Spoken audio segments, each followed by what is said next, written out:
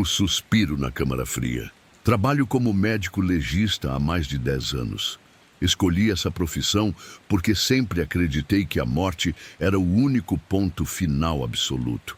Um corpo é apenas matéria que se deteriora, e eu sempre encarei isso com frieza.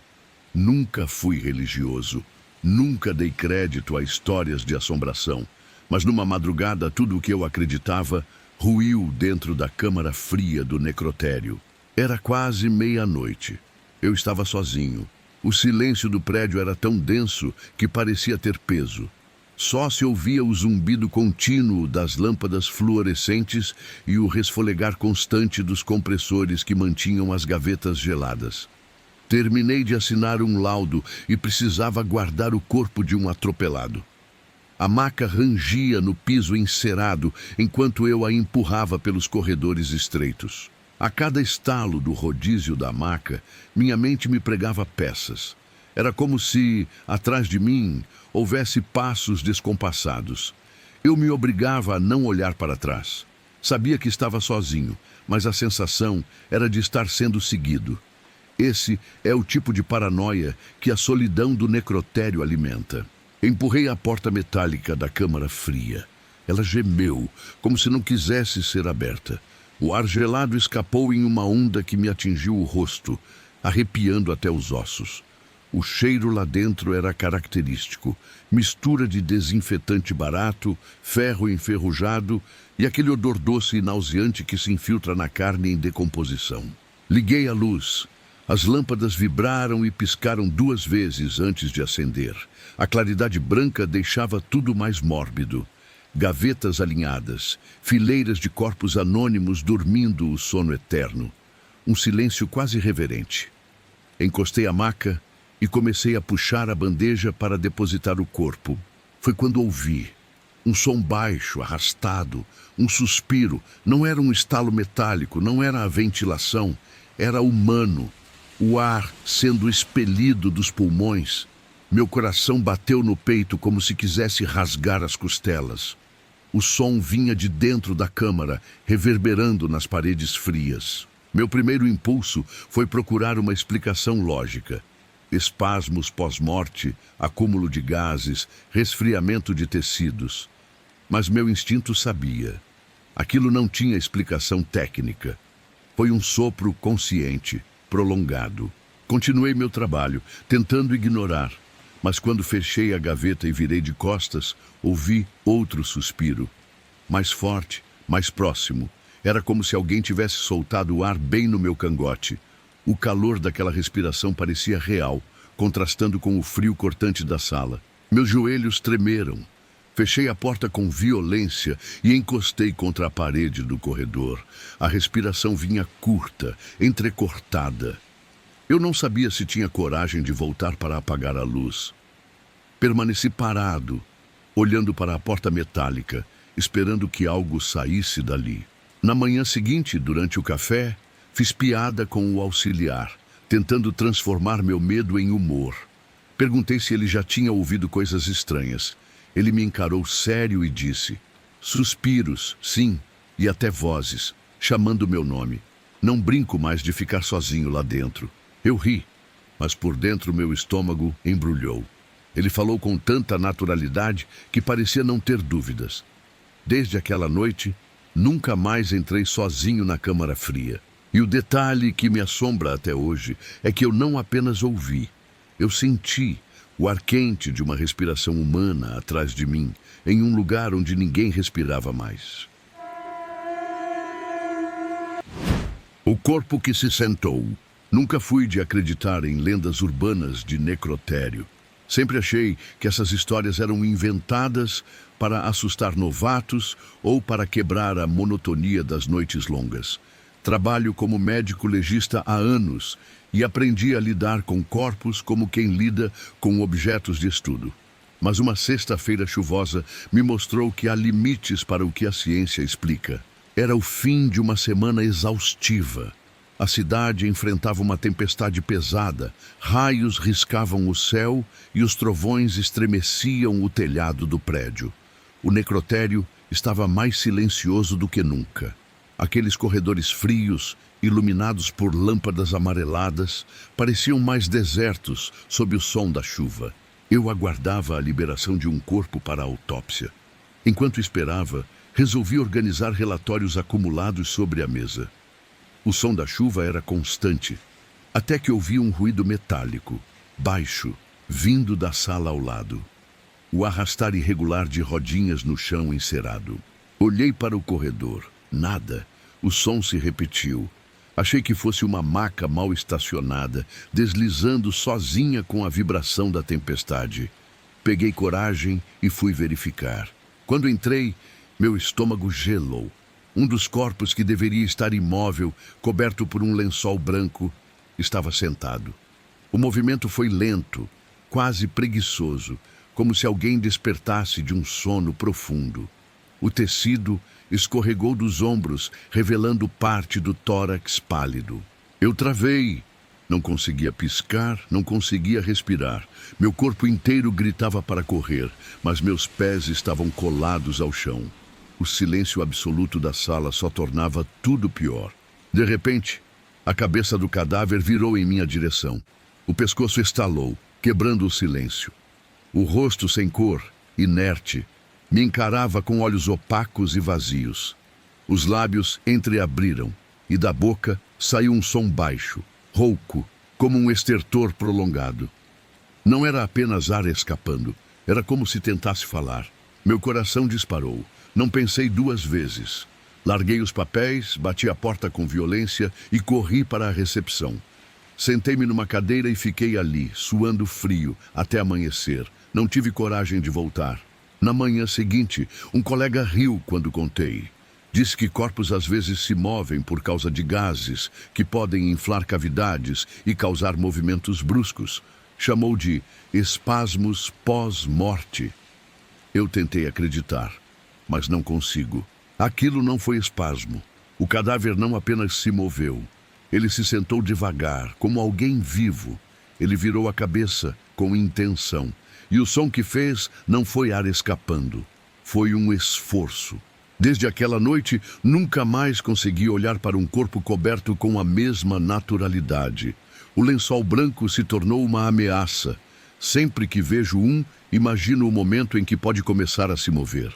O necrotério é feito para guardar silêncio. Mas naquela sexta chuvosa, aprendi que o silêncio também respira. E que, às vezes, aquilo que deveria descansar pode se erguer para nos encarar. O chamado da sala de autópsia. Quem trabalha em necrotério aprende rápido a diferenciar ruídos normais de algo que não deveria estar ali. Estalos de metal, chiados da ventilação, até sons vindos dos corpos em decomposição, tudo isso faz parte. O que ninguém se acostuma é ouvir a própria voz, chamada em um lugar onde todos estão mortos. Era madrugada, quase 3 da manhã. O necrotério inteiro estava deserto. A chuva batia no telhado como dedos insistentes e o ar estava pesado, impregnado pelo cheiro de desinfetante misturado ao doce e enjoativo da carne que já começava a ceder à decomposição. Eu estava realizando uma necropsia complicada, um caso de morte por asfixia. O corpo de um homem de 40 e poucos anos estava aberto à minha frente e o silêncio era cortado apenas pelo som do bisturi raspando o osso e o estalar seco dos tecidos sendo separados. No meio do trabalho, ouvi 3 batidas secas na porta. Olhei para o vidro fosco. Ninguém. O corredor estava vazio, apenas as lâmpadas amareladas piscando com a oscilação da energia. Respirei fundo e voltei ao trabalho, convencido de que era coisa da minha cabeça. Poucos minutos depois, senti algo que me gelou até o osso. Uma voz, baixa, quase um sussurro, soou bem perto do meu ouvido. Meu nome. Não foi eco, não foi ruído. Foi claro, nítido, como se alguém estivesse debruçado sobre meu ombro. Larguei o bisturi, virei tão rápido que derrubei os instrumentos no chão. Mas a sala estava vazia. O silêncio voltou a reinar. Só que meu coração batia tão forte que parecia gritar dentro do peito. Olhei até debaixo da mesa como um idiota, procurando uma explicação. Não havia ninguém, mas então reparei. A boca do cadáver à minha frente estava entreaberta e por um segundo, apenas um segundo, tive certeza de que tinha sido dele a voz que ouvi. Senti o chão girar. Corri para fora da sala, suando frio, e encontrei o segurança na recepção. Contei o que havia acontecido, esperando uma risada. Mas ele apenas me encarou, sério, e disse: "Já ouvi a mesma coisa. Chamam meu nome. A sala de autópsia não gosta de ficar sozinha." No dia seguinte, revisando os documentos do morto, percebi um detalhe que me fez perder o sono. A causa da morte: asfixia. Ele morreu tentando respirar, tentando pedir ajuda, mas não conseguiu emitir uma palavra sequer antes de morrer. E se aquele sussurro foi o último grito que nunca saiu? E se, por alguma razão, eu fui forçado a ouvir o pedido de socorro atrasado de um homem que partiu sem conseguir chamar ninguém? Desde aquela madrugada, nunca mais fico sozinho naquela sala. Sempre espero alguém chegar. O silêncio ali não é só silêncio, é uma voz presa, esperando por uma chance de sair. As luzes que se apagam. Trabalhar no necrotério à noite sempre me pareceu um desafio psicológico. O silêncio não é vazio, é cheio de coisas. O estalar do metal, o rangido das macas, o chiado do ar-condicionado. Tudo soa como se o prédio estivesse vivo, respirando. Mas em uma noite de plantão, aprendi que havia algo mais. De repente, todas as luzes começaram a piscar juntas, como se alguém tivesse brincado com o disjuntor. O corredor ficou intercalando sombra e claridade até que, em um estalo seco, tudo mergulhou na escuridão. Peguei minha lanterna. O feixe estreito rasgou a escuridão, revelando apenas pedaços do ambiente. Gavetas metálicas, cadeiras encostadas, o brilho úmido do piso encerado. Caminhei até o quadro de energia. Tudo estava normal. Nenhuma queda de disjuntor. Foi aí que ouvi passos, lentos, arrastados, como pés descalços deslizando no chão frio. Vieram de trás de mim. Virei rápido a lanterna. Nada. Só o feixe iluminando partículas de poeira suspensas no ar. Tentei falar, mas minha voz falhou. Limpei a garganta e perguntei em voz alta: "Tem alguém aí?" Silêncio. E então, os passos recomeçaram, mais próximos. Cada arrastar parecia ecoar no meu peito. Com a lanterna trêmula, avancei pelo corredor. A escuridão parecia mais espessa do que deveria, como se sugasse a luz. Passei pela porta da câmara fria, e foi então que quase deixei a lanterna cair. Atrás do vidro fosco da porta, uma sombra se moveu, alta, deformada, passando lentamente de um lado a outro, como se soubesse que eu observava. Meu corpo congelou. Só o barulho da chuva lá fora me lembrava que o tempo ainda existia. No instante seguinte, as luzes do necrotério voltaram. Todas acenderam de uma vez, num clarão doloroso. Pisquei os olhos. O corredor estava vazio. A porta da câmara fria continuava fechada. Nenhum sinal de movimento. Corri até a recepção. Revirei os registros de entrada e saída. O prédio estava sob minha responsabilidade e ninguém havia entrado. Nenhum funcionário, nenhum visitante. Eu estava sozinho, em teoria. Naquela noite não terminei o laudo. Sentei na recepção até o turno acabar, a lanterna nas mãos como se fosse uma arma. O necrotério parecia respirar ao meu redor, como se risse da minha covardia. Sempre que o prédio estremece e as luzes piscam, sinto que a sombra está lá, do outro lado da câmara fria, esperando o próximo blackout para passear pelos corredores.